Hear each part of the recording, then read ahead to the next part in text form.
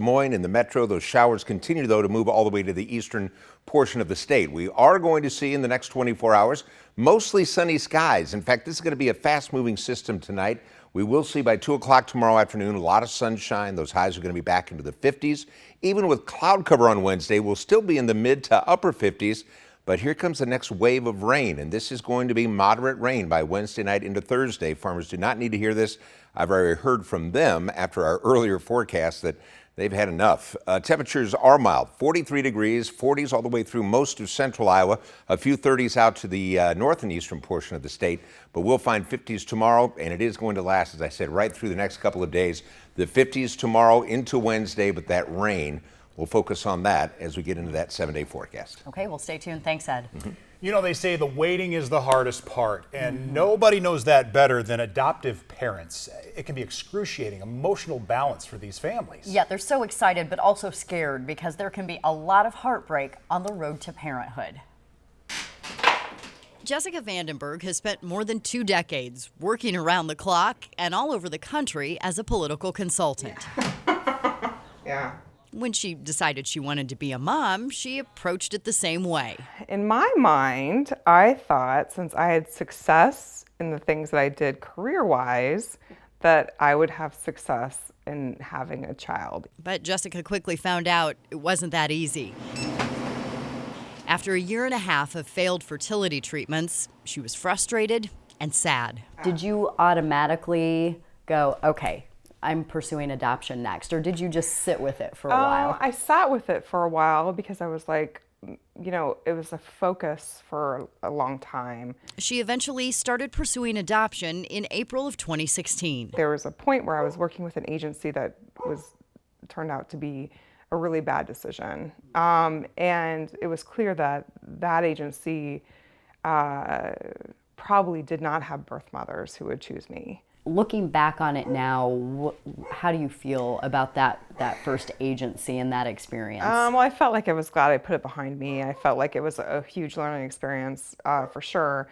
What I felt like with them, they weren't necessarily deceptive, but I did have to put money up front in order to work with them. And I put a few $1,000s up front to work with them. And her social worker recommended a different agency. So I called them, and I think a week and a half later I was matched with a birth mom.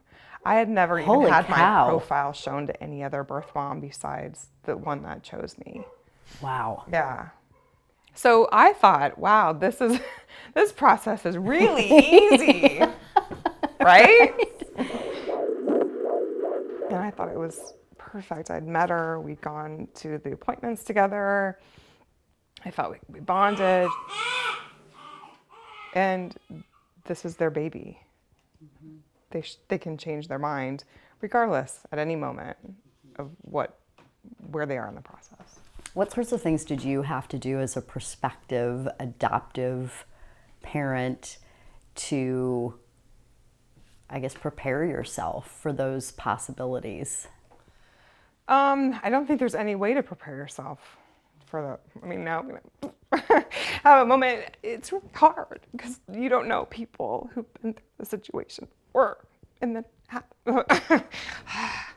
Listen, I have cried with every single person I've done interviews with on this. Yeah, and for me, I kept it pretty close to heart that I was making this decision. In fact, my parents didn't know until I was matched that I was even considering becoming a mom. My life had flipped in order for me to take the time off to go get him and bring him home and take the maternity time with him. And then when it didn't happen, you don't know what to do.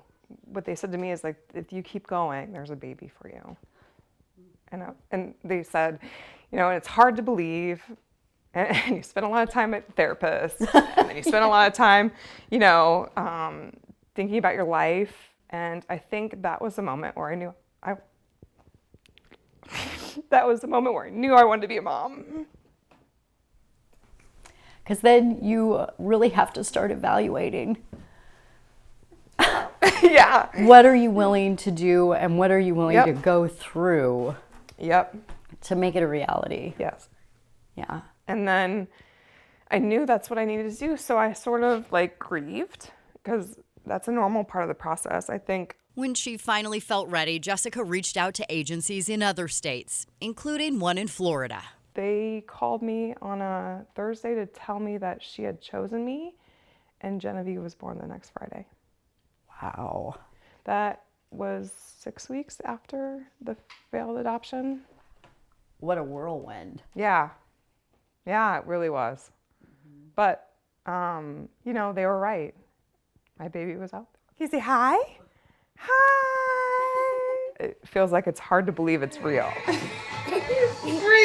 And then all of a sudden you're a mom. And that year of working and waiting and grieving paid off.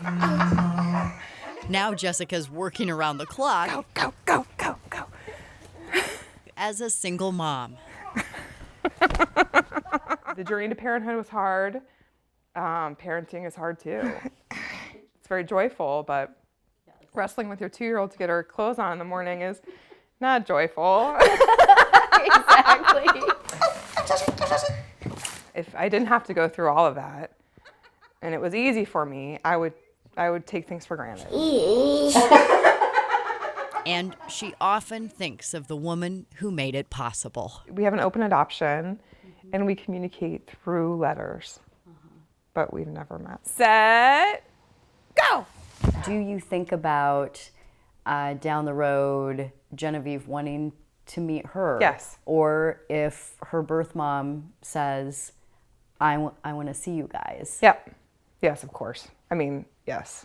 Like, she knows that that's an option. And I think it will happen someday.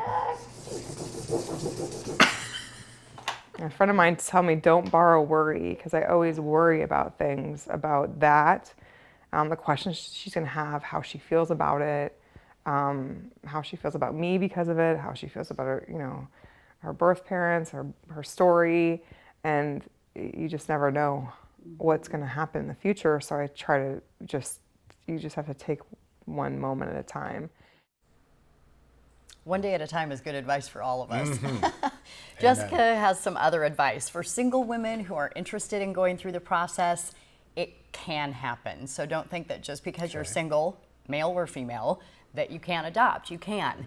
And then getting back to her bad agency experience, do your research. She recommends using multiple agencies or multiple attorneys. And then a big red flag is if they ask you to put up that huge chunk of money up front, don't do it. Yeah, I cringed a little bit when I heard that, because knowing how it played out too. But then ultimately, what a sweet little girl. Exactly, yeah, Genevieve's Oh my gosh. amazing. And we get to meet more people on Wednesday. Yeah, so a wildly different story coming up on Wednesday. You're going to hear from a woman who was unmarried and pregnant in 1970. This is a radically different experience, a different boy. time than what we've heard about so far. A lot different back then. Thanks so much for this series, Yeah. Erin. Still to come on the news at 10, Dowling looking to make it a 7-peat. We'll check in with the team ahead of that title game against Valley later on at Sports. But first, the latest Democrat to enter the presidential race holds his first campaign event in Iowa. Why we might not see much of Deval Patrick ahead of the caucuses. You're watching Channel 13 News at 10 with Erin Kiernan, Dan Winters, Chief Meteorologist Ed Wilson, and Keith Murphy Sports. Channel 13 News, the local news leader.